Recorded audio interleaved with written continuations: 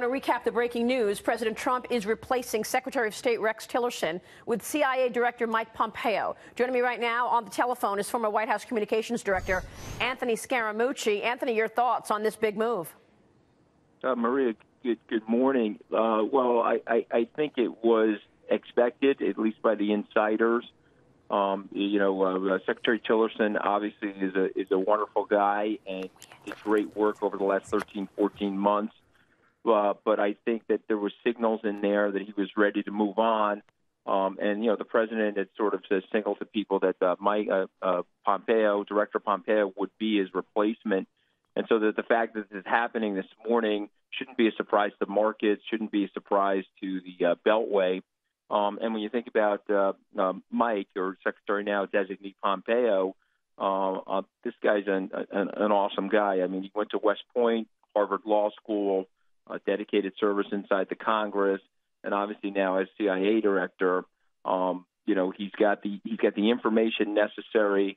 But more importantly, Maria, and you know the president a long time, he has a very good personal chemistry with President Trump.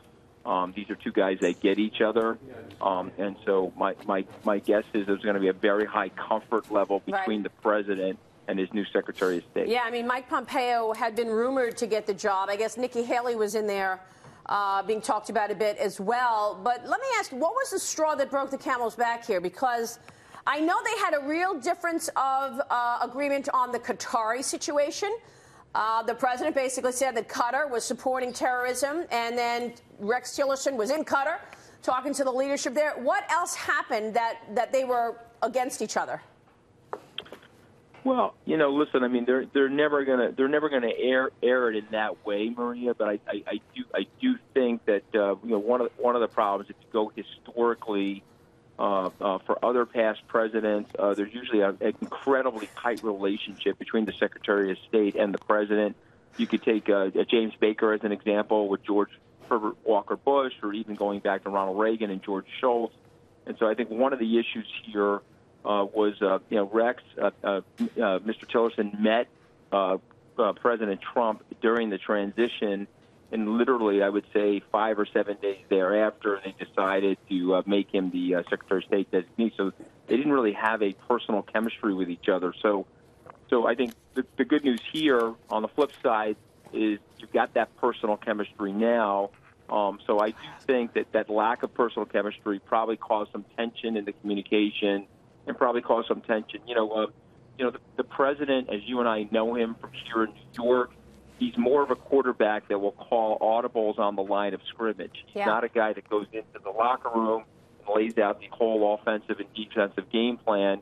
He sort of gets to the field, looks at what he sees on the field, and he starts calling plays. That could have been an issue for Secretary Tillerson, but I don't know that directly. But I definitely know that that's the president's personality. Anthony, stay with us. I want to get the panel in here, as well as Blake Berman. He's live at the White House. Blake, what can you tell us? I can tell you that word started circulating within the White House here, Maria, of this departure last night. That folks within the walls here were made aware of this. The president obviously tweeted about this just moments ago, so this really shouldn't catch those within the White House apparatus surprised. I was just speaking with one member within the apparatus here just a little while ago who told me nothing surprises me at this White House anymore. President Trump is set to leave the White House within minutes here. We can hear the helicopter circulating around as he is set to go to California.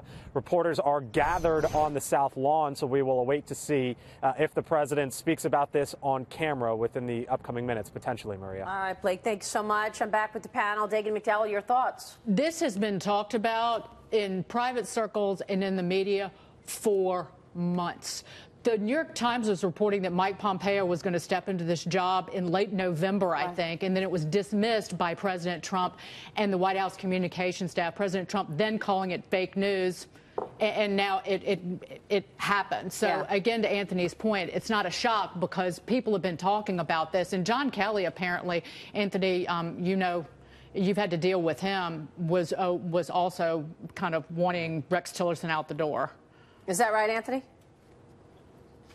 Well, I don't know that for 100%, but I do think that the chemistry, if what I do know for 100% is that the chemistry was off, And because of so many departures, they were delaying additional departures. But I think it's better, to get in my opinion. Of course, my opinions always get me in trouble. But I think it's better to restructure and get the president's team together that have the same personality as him. All right, we will leave it there. Anthony Scaramucci, great to see you again. The news of the day: Mike Pompeo becomes the new CIA director. Rex Tillerson is out. Thanks to my panel this morning.